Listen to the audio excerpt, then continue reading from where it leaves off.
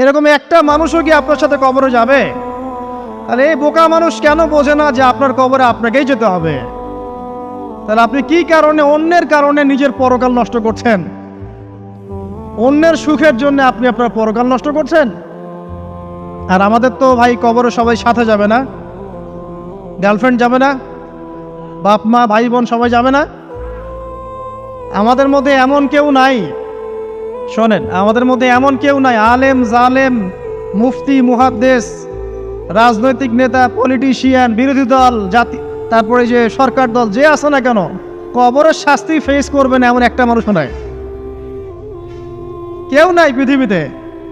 এই যে আপনি দেখছেন ওই যে কি ইসরায়েলের প্রধানমন্ত্রী, ওই রাশিয়ার প্রধানমন্ত্রী, ওই চায়নার সভ্যতা, পশ্চিমা সভ্যতা, এমন কেউ নাই পৃথিবীতে এখন যাকে কবরের শাস্তি ভোগ করতে হবে না। আছে? সবচেয়ে লঘু শাস্তি মানে লঘু চাপ, এটা বলতে গেলে আসলে আমি ভাষা হারাই ফেলি। তারপরে বলছি আল্লাহ পাক আমাদের সবাইকে হেফাজত করুন, আমিন।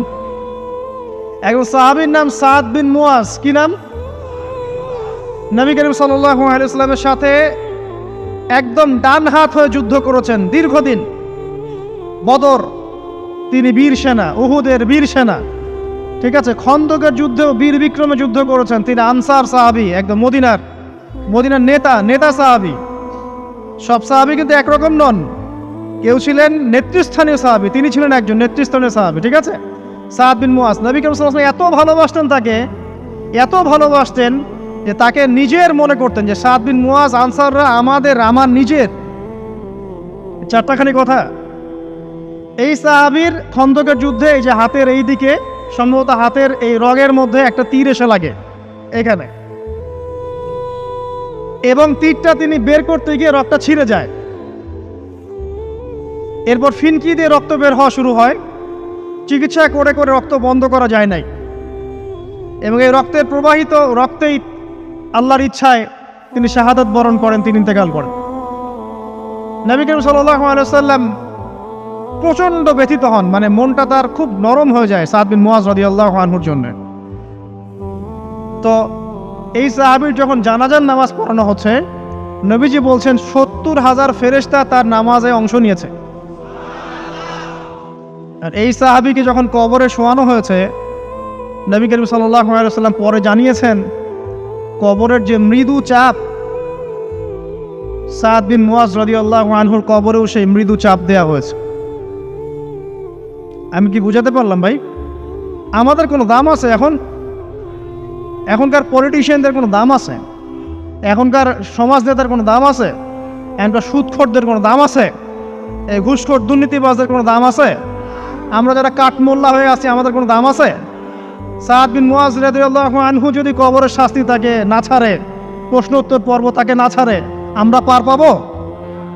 নবী করিম সাল্লাল্লাহু আলাইহি ওয়াসাল্লাম বলছেন সূরা মুলক তেলাওয়াত করো রাতের বেলা, ইনশাআল্লাহ সূরা মুলকের তেলাওয়াত কবরের আযাব থেকে তোমাকে বাঁচান। আর আমাদের তো ভাই কবরে সবাই সাথে যাবে না, গার্লফ্রেন্ড যাবে না, বাপ মা ভাই বোন সবাই যাবে না। একজন ব্যক্তি সুদ খাচ্ছে, জিজ্ঞাসা করে দেখেন কেন খায়, বলবে তার সন্তানের জন্য খায়, তার বউয়ের জন্য খায়, তার মা বাবাকে দেখতে হবে তাই খায়, তাই না? একজন ব্যক্তি ঘুষ খায়, বলবে আমার পরিবারের জন্য খাই। একজন দুর্নীতি করছে, পুকুর চুরি করছে, বলবে দুর্নীতি করছে আমার পরিবারের জন্য খাই, পরিবার ভালো থাকবে। সবার একই এক্সকিউজ যে পরিবার যেন ভালো থাকে, আমার সন্তানরা যেন ভালো থাকে, আগামী প্রজন্মের জন্য কিছু রেখে যেতে পারি, তাই না? এরকম একটা মানুষও কি আপনার সাথে কবরে যাবে? আর এই বোকা মানুষ কেন বোঝে না যে আপনার কবরে আপনাকেই যেতে হবে? তাহলে আপনি কি কারণে, অন্যের কারণে নিজের পরকাল নষ্ট করছেন? অন্যের সুখের জন্য আপনি আপনার পরকাল নষ্ট করছেন। সুদ খাচ্ছেন, দিব্যি মায়ের সাথে জেনা করছেন। আপনাদের এলাকায় নাকি সুদের সমস্যা অনেক বেশি। কয়েকটা হাদিস বলে দেই, আমি ওদেরকে আক্রমণ করতে আসি নাই, আমি শুধু তাদেরকে 3টে হাদিস শোনাতে এসেছি। 1 নম্বর হাদিস শোনেন। আল্লাহর নবী মুহাম্মদ সাল্লাল্লাহু আলাইহি ওয়াসাল্লাম বলেছেন সুদের পাপের 73টা শাখা আছে। কয়টা? কোন হাদিসে 70টাও আছে, কোন হাদিসে 73টা আছে। বলছেন যে সবচেয়ে নিচের শাখাটা হচ্ছে, সুদের পাপের সবচেয়ে নিচের শাখা হচ্ছে যে যেন কোনো ব্যক্তি তার মাকে রেপ করলো, তার মাকে ধর্ষণ করলো। 1 দিরহাম যে ব্যক্তি সুদ খায়, সহিহ বুখারীতে আরেকটা হাদিস এসেছে, সে যেন 36টা মেয়েকে ধর্ষণ করলো। আর আমি একটা কথা বানায় বলছি না, যদি বিশ্বাস না হয় কওমি মাদ্রাসা আছে, আলেম ওলামা আছে, গিয়ে বুখারী খুলতে বলেন, পড়তে বলেন, খালি একবার পড়তে বলেন, দেখেন যদি না থাকে তাহলে আমাকে এর সাথে থাপ্পড় দিয়ে দেয়। যদি না থাকে হাদিস এটা, তাহলে আমার গালে একটা থাপ্পড় দিয়ে যায়। আর যদি থাকে তাহলে আল্লাহর রাস্তায় সুদ খাওয়া ছেড়ে দেন। কোনটা করবেন? চ্যালেঞ্জ করবেন? নবীজি বলেছেন, 1টা দিরহাম যে ব্যক্তি সুদ খায়, দিরহাম মানে কি? রৌপ্য মুদ্রা। এটা এখন দেখতে পারবেন না, জাদুঘরে আছে। এই জাদুবিদ্যা সত্য। এবং এখনকার অনেক ভণ্ড যে কবিরাজগুলো বের হয়েছে, এরা জিনকে তাবে করে নিয়ে এই জিনদের মধ্য দিয়ে মানুষের মধ্যে জাদু ছড়িয়ে দিয়েছে, এবং এর ফলশ্রুতিতে বহু পরিবার ধ্বংস হয়ে যাচ্ছে। এই জাদুবিদ্যা সত্য।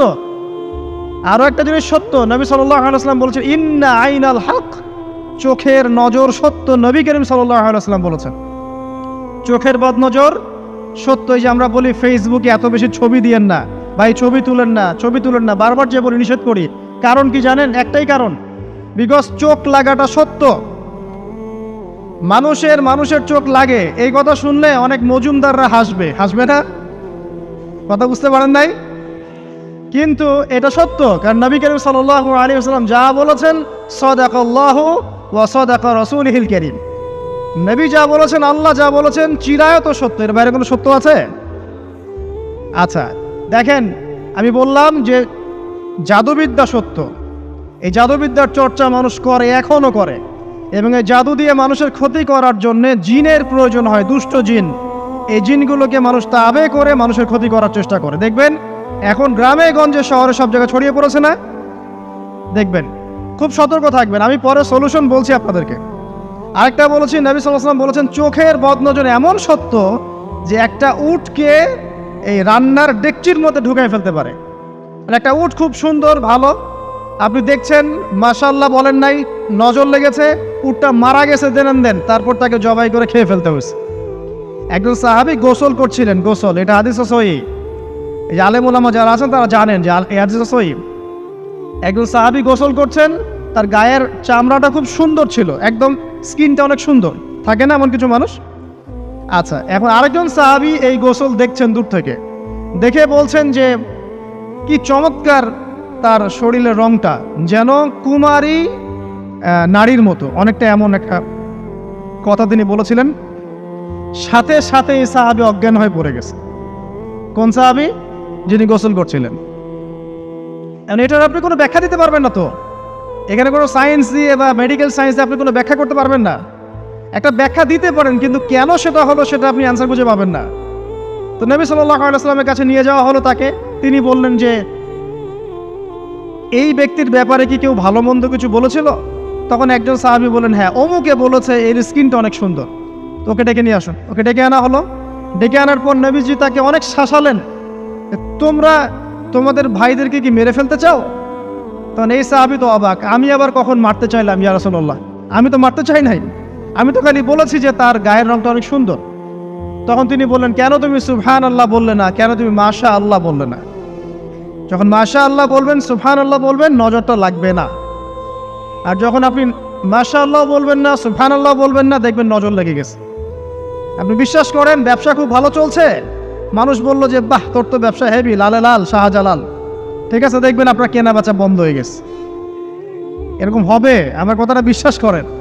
এটা কিন্তু সায়েন্স প্রমাণ করতে পারবেন না, আল্লাহ এবং তার রাসূল বলেছেন, তার উপরে কোনো সত্য নেই। আছে সূরা কাহফ 29 নম্বর আয়াত পড়ে দেখেন, আল্লাহ পাক বলছেন, ওয়াকুলিল হাক্কু মির রাব্বিকুম, সত্য সেটাই যা তোমার রবের পক্ষ থেকে আসে।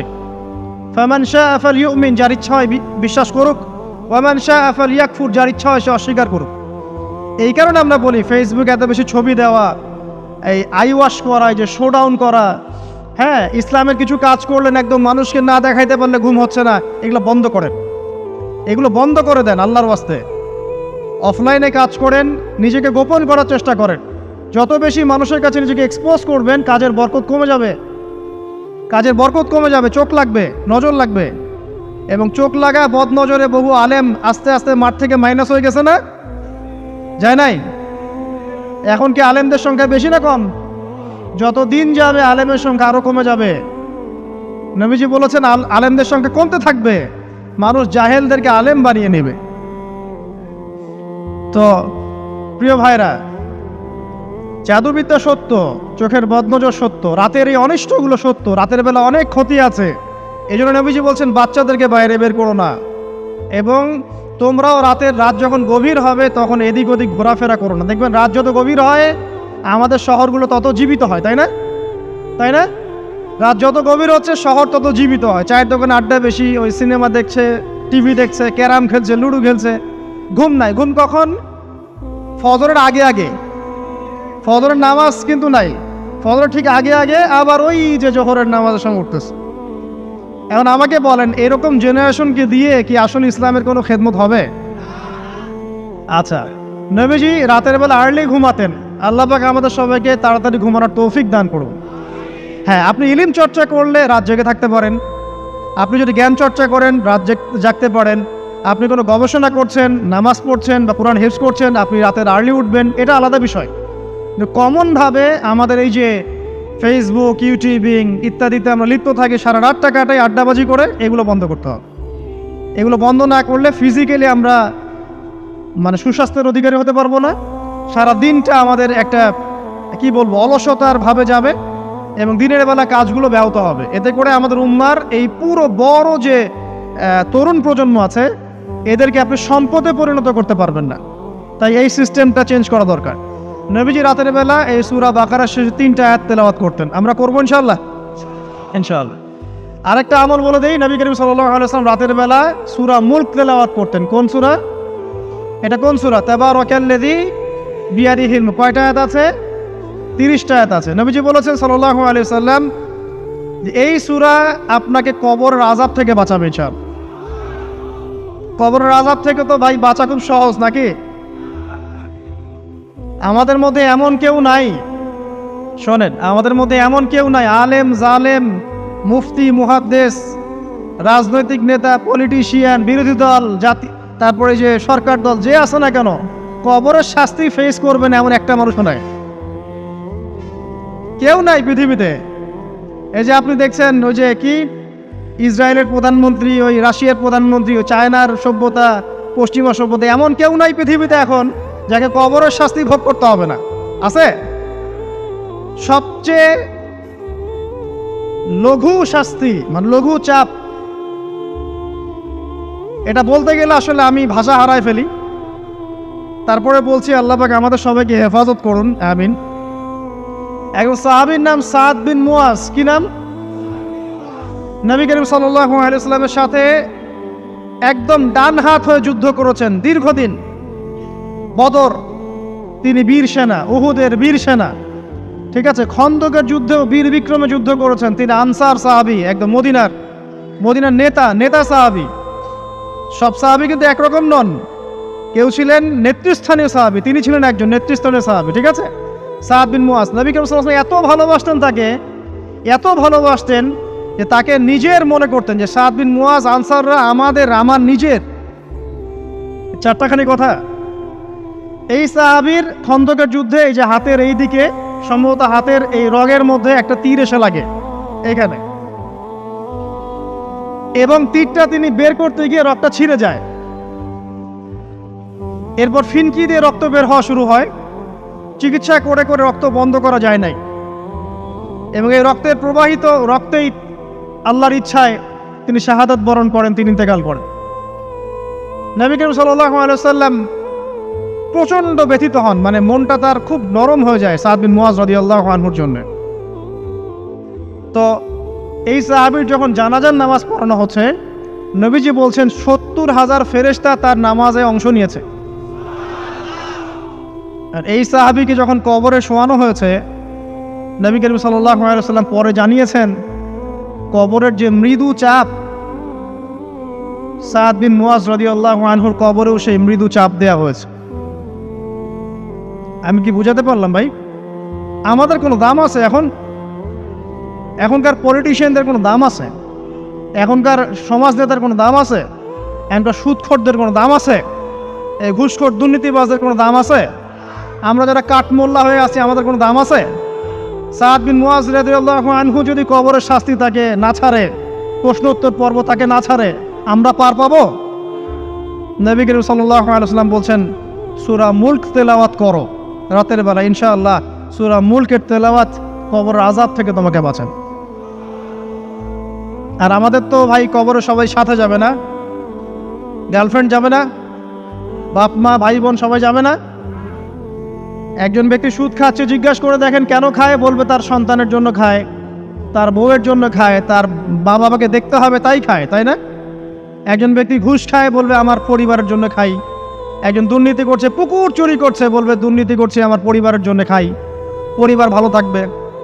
সবার একই এক্সকিউজ, যে পরিবার যেন ভালো থাকে, আমার সন্তানরা যেন ভালো থাকে, আগামী প্রজন্মের জন্য কিছু রেখে যেতে পারি, তাই না? এরকম একটা মানুষও কি আপনার সাথে কবরে যাবে? তাহলে এই বোকা মানুষ কেন বোঝে না যে আপনার কবরে আপনাকেই যেতে হবে? তাহলে আপনি কি কারণে, অন্যের কারণে নিজের পরকাল নষ্ট করছেন? অন্যের সুখের জন্য আপনি আপনার পরকাল নষ্ট করছেন। সুদ খাচ্ছেন, দিব্যি মায়ের সাথে জেনা করছেন। আপনাদের এলাকায় নাকি সুদের সমস্যা অনেক বেশি। কয়েকটা হাদিস বলে দেই, আমি ওদেরকে আক্রমণ করতে আসি নাই, আমি শুধু তাদেরকে 3টে হাদিস শোনাতে এসেছি। 1 নম্বর হাদিস শোনেন। আল্লাহর নবী মুহাম্মদ সাল্লাল্লাহু আলাইহি ওয়াসাল্লাম বলেছেন, সুদের পাপের 73টা শাখা আছে। কয়টা? কোন হাদিসে 70টাও আছে, কোন হাদিসে 73টা আছে। বলছেন যে সবচেয়ে নিচের শাখাটা হচ্ছে, সুদের পাপের সবচেয়ে নিচের শাখা হচ্ছে যে যেন কোনো ব্যক্তি তার মাকে রেপ করলো, তার মাকে ধর্ষণ করলো। 1 দিরহাম যে ব্যক্তি সুদ খায়, সহিহ বুখারীতে আরেকটা হাদিস এসেছে, সে যেন 36টা মেয়েকে ধর্ষণ করলো। আর আমি একটা কথা বানায় বলছি না, যদি বিশ্বাস না হয় কওমি মাদ্রাসা আছে, আলেম ওলামা আছে, গিয়ে বুখারী খুলতে বলেন, পড়তে বলেন, খালি একবার পড়তে বলেন, দেখেন যদি না থাকে তাহলে আমাকে এর সাথে থাপ্পড় দিয়ে দেয়। যদি না থাকে হাদিস এটা, তাহলে আমার গালে একটা থাপ্পড় দিয়ে যায়। আর যদি থাকে তাহলে আল্লাহর রাস্তায় সুদ খাওয়া ছেড়ে দেন। কোনটা করবেন? চ্যালেঞ্জ করবেন? নবীজি বলেছেন, 1টা দিরহাম যে ব্যক্তি সুদ খায়, দিরহাম মানে কি? রৌপ্য মুদ্রা। এটা এখন দেখতে পারবেন না, জাদুঘরে আছে।